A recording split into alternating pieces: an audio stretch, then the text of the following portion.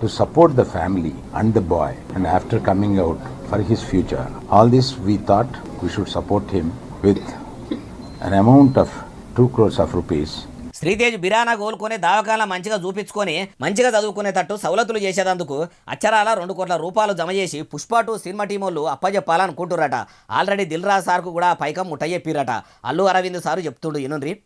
1 crore given by Mr. Allu Arjun and 50 lakhs are given by Maitri Movie Makers, the producers, and 50 lakhs given by our director Sukumar.